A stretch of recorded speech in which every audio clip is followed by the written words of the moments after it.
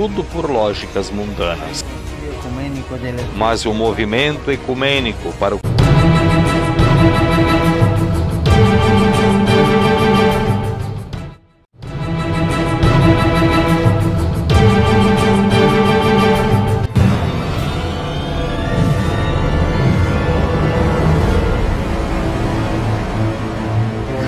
Olá, muita alegria, Deus te abençoe, é um tempo gostoso sempre, onde todos nós somos abençoados, quando podemos repartir nossos estudos, aquilo que Deus tem falado ao nosso coração.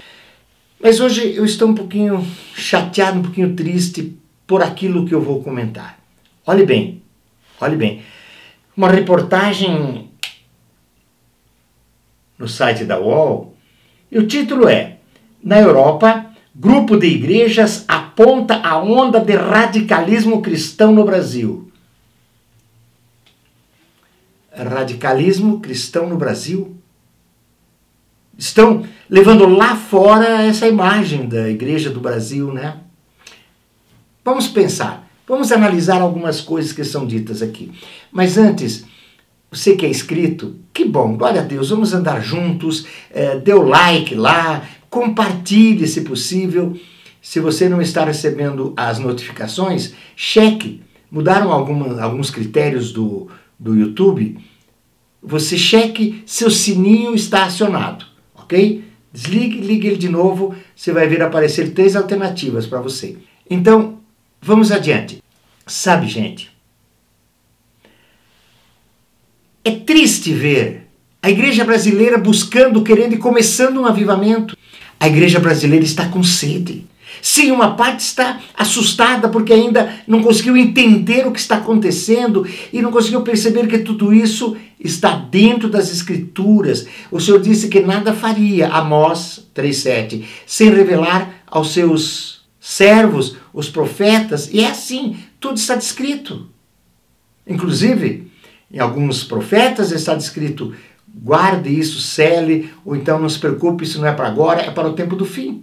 Representante de igrejas brasileiras em Genebra para traçar uma estratégia para lidar com a situação no país. Oh, que bom, né? É uma versão fundamentalista do cristianismo, a preocupação deles, está legitimando medidas do governo Bolsonaro que vão justamente contra as bases da religião, entre elas a discriminação, violação dos direitos humanos e mesmo a proteção do planeta.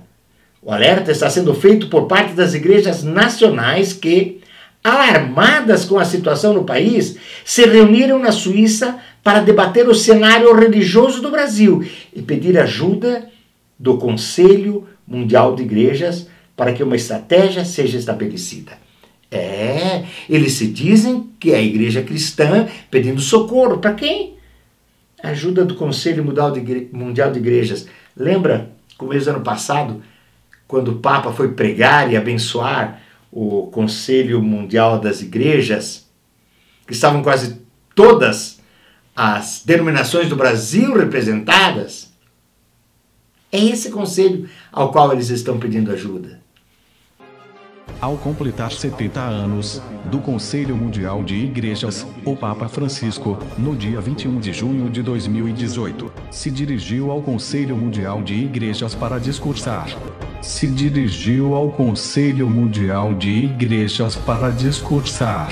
O Papa Francisco, junto ao Conselho Mundial de Igrejas, proclamando o ecumenismo, a união de todas as denominações religiosas cristãs da terra, os discursos de paz, segurança e unidade do povo, pois será com este mesmo discurso que o anticristo enganará o mundo. Isso é para que a gente perceba a quantas horas da madrugada estamos andando. Agora então, nessa reunião de Genebra, que foi feita em Genebra, na Suíça, os representantes, entre aspas, porque não é meu representante, foram então ao Conselho Mundial das Igrejas pedir socorro. E, entre outras coisas, entre um montão de bobagens, que eu nem vou ler todas aqui, eles afirmam que estamos no momento de uma ruptura democrática, disse Romy Benke. Nosso grande desafio é o fundamentalismo cristão, é o cristianismo brasileiro hoje. Mas eu pergunto por quê? Por quê? Nós sabemos que quando nos chamam de radicais, eles declaram nossas ações como fundamentalistas radicais. O mundo inteiro fica um pouco assustado, porque nós conhecemos como radicais quem? Os islâmicos, o ISIS, não é? Então, imediatamente a nossa imagem fica ligada com um grupo meio fora do senso. Como se a igreja do Brasil estivesse realmente tomando rumos perigosíssimos. E fôssemos todos alienados da realidade. Mas, na verdade, isso está em todas as igrejas. Há uma direita cristã organizada e os temas morais são os que mais impactam. É uma agenda antifeminista, anti-LGBT, racista, tudo afirmado com valores e discursos cristãos. Intrinsecamente também, é um trabalho para mostrar a necessidade de uma igreja universal, poderosa, com poderes, inclusive na área civil. Assim como durante o nazismo. Havia uma igreja oficial que começou sorrateiramente. Eram simplesmente ordens simples. Os judeus tinham que sentar-se de um lado da igreja, os alemães de outro. Essa separação. Eles não poderiam compartilhar o mesmo lado dos templos. Em pouco tempo, a própria igreja, que se tornou estatal, na Alemanha, entregava os judeus para serem presos e irem para os campos de concentração, inclusive para o extermínio. Mas precisa que tenhamos uma consciência que a chamada imprensa marrão não é uma exclusividade do Brasil. Não, ela funciona em âmbito mundial. Como nesse caso, tentando pavimentar caminhos para justificar perseguição aos cristãos. Perseguição que com certeza virá, segundo Daniel, segundo Abacuque, porque o anticristo, o chifre pequeno, se levantará contra os santos e os vencerá. Eu e você conhecemos o final do Apocalipse. Somos filhos do Deus vivo. Por que eu estou começando a comentar assim sobre esse aspecto? Primeiro, porque é algo que tem claramente a função de abrir os olhos dos cristãos. Essa reportagem não foi para o povão todo, foi para nós cristãos, para percebermos como está o andamento das coisas. E isso, presta atenção, o vídeo inteiro, não deve nos trazer tristezas, e nem mesmo medo ou temor. Nós sabemos que todas as coisas estão sendo preparadas para o anticristo. Então, toda a situação geopolítica, clima, o ambiente de medo gerado no mundo, né? Divulgando-se situações terríveis como inversão dos polos, superaquecimento da Terra, superpopulação, destruição da Terra por ETs, epidemias. É todo um clima criado para que, com o medo gerado, o ambiente de medo e depressão, levaria mais fácil a humanidade desejar um salvador, desejar alguém para assumir de fato o comando, a internacionalização geral, não só da Amazônia, entendeu? Tudo isso está sendo bolado dentro de um plano maior. E, claro, então a agenda para 2030, que é algo muito claro, se tornaria viável.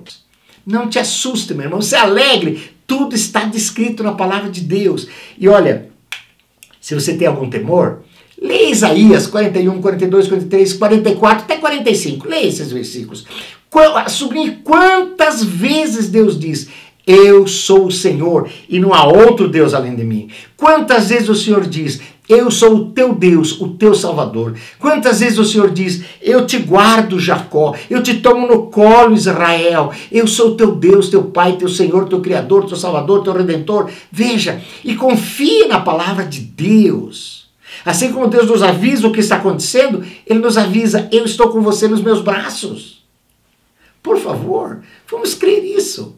Só nos capítulos 44 e 45, ele repete 8 vezes que ele é Deus e não há outro.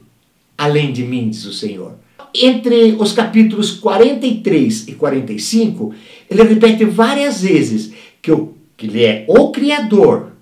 Por exemplo, Isaías 43:15, ele diz: eu sou o Senhor, o vosso santo, o Criador de Israel, o vosso rei. A 49:6, ele fala 6 vezes que ele é o teu Salvador. Vamos ver no 43:3, ele diz: porque eu sou o Senhor teu Deus, o Santo de Israel, o teu Salvador. Assim, durante toda a Bíblia inteira, eu só dei um pedacinho da Bíblia para você checar as promessas do Senhor para alegrar, para te dar segurança, que são 5 capítulos. Vai de 44 ao 49. Você vai ver o que Deus fala, para que nós tenhamos abertos os nossos olhos por Ele. Então nós precisamos ver a quem nós vamos crer, a quem nós vamos escutar. Ao Deus vivo, falando pelos profetas, por Jesus, pelos apóstolos, ou aos senhores do mundo, falando por filmes, novelas, desenhos animados, pregações e cientistas dando declarações absurdas que o mundo precisa ser desinfectado, e a infecção é a humanidade. E você tem mais, você tem um reforço de Deus dizendo: é isso que você tem que crer.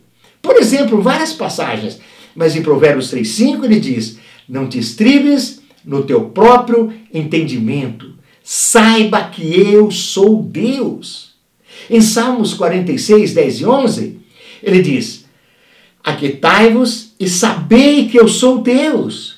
Eu sou exaltado entre as nações e serei exaltado sobre toda a terra. O Senhor dos exércitos está contigo. O Deus de Jacó é o nosso refúgio.